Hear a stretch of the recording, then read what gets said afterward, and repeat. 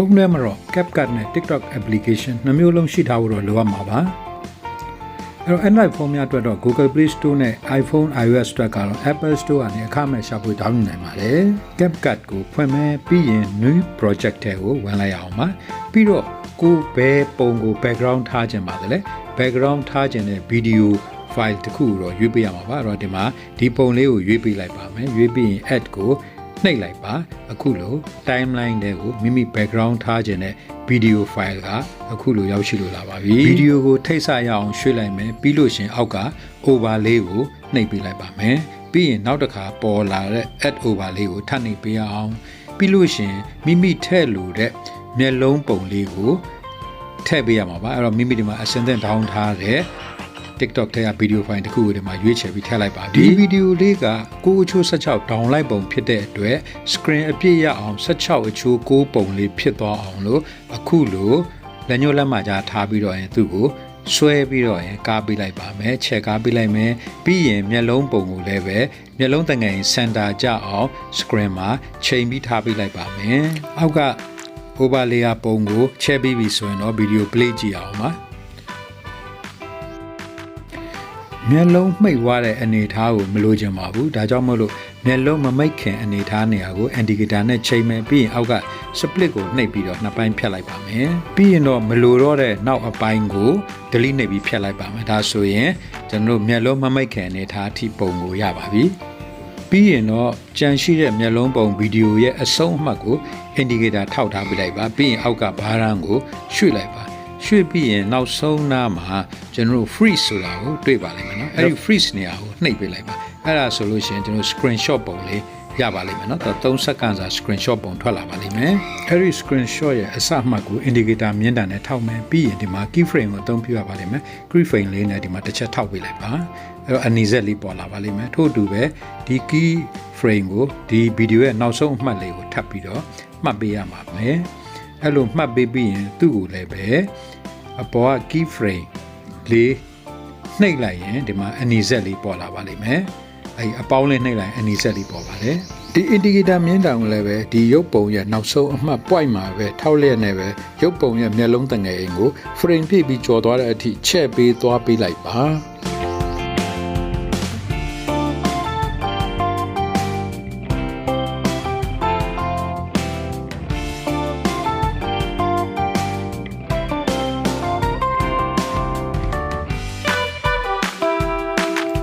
ဒီလိုလှုပ်လိုက်ရတဲ့ရက်လက်ကိုကြည့်လိုက်ကြအောင်ပါ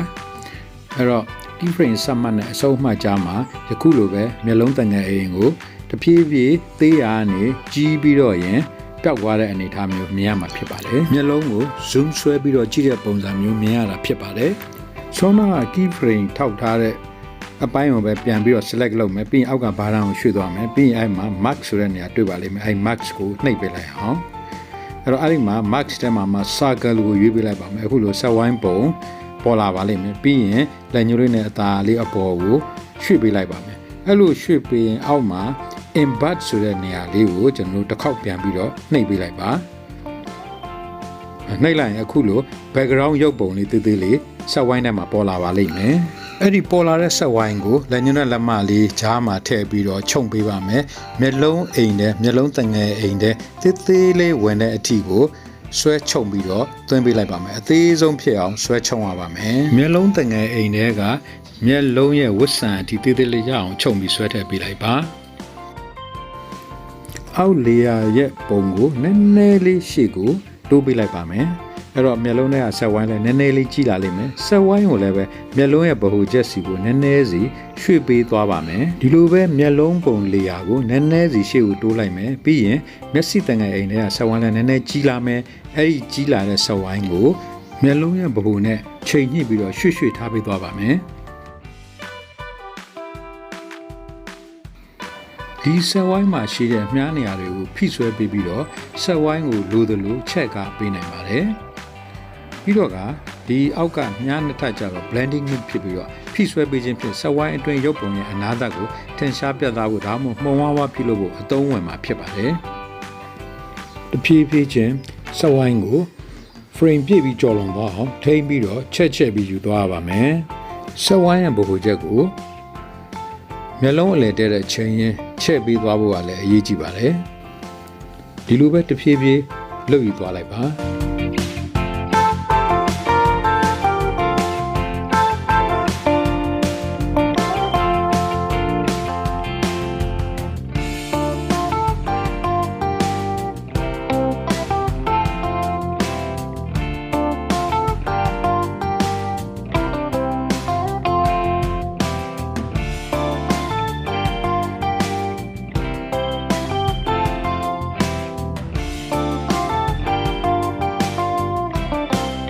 အောက်ကလေယာဆုံးတဲ့အထိကိုစိတ်ရှည်ရှည်နဲ့ဖြည်းဖြည်းချင်းလှုပ်သွားပေးရပါမယ်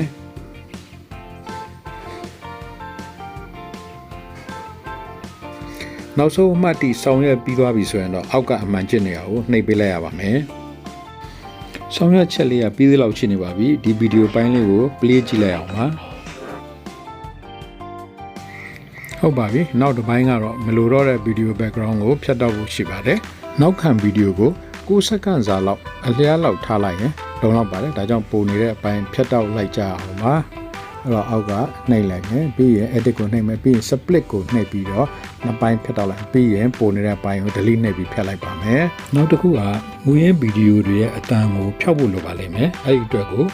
အဲ့ဒီမူရင်းဗီဒီယို file ကိုနှိပ်ပြီးတော့ select လုပ်မယ် clip audio ကိုနှိပ်လိုက်ရင် unmute ဖြစ်သွားပါလိမ့်မယ် sound off ဖြစ်သွားပါလိမ့်မယ်နောက်အောက်က layer ကိုဖြတ်ဖို့ကြတော့သူ့ကို select လုပ်မယ်အောက်က volume ကိုနှိပ်ဝင်မယ်ပြီးလို့ရှိရင် volume ကို0အထိဆွဲချလိုက်ရင်အတန်ပြောက်သွားပါပြီပြီးရင်အမှန်ချစ်ကိုချစ်ပေးလိုက်မယ်ဒါဆိုရင်အောက် layer ဟာအတန်လုံးဝပြောက်သွားပါပြီတချင်းထဲဖို့ကြတော့ add audio ကိုနှိပ်ပေးလိုက်ပါအဲ့လိုနှိပ်ပေးလိုက်ရင်အောက်မှာ extracted ဆိုတဲ့ဟာကိုထပ်ပြီးနှိပ်ပေးရပါမယ်ဒါဆိုရင်ဘယ်ဗီဒီယိုတဲကတချင်းကိုထည့်မှာလဲကိုစုဆောင်းထားတဲ့ဗီဒီယိုတစ်ခုခုကိုရွေးပေးလိုက်ပါပြီးလို့ရှင်အောက်က add ကိုထပ်ပြီးတော့နှိပ်ပေးလိုက်ပါဒါဆိုရင်ဗီဒီယိုတွေကိုအတန်ဖိုင်မဲ့တည်တံ့ရောက်ရှိလို့လာပါပြီစာရန်ထိုးစရာထိုးပြီးတော့ file ကို export လုပ်လိုက်ရင်ခုလိုဗီဒီယိုရရှိလာမှာဖြစ်ပါတယ်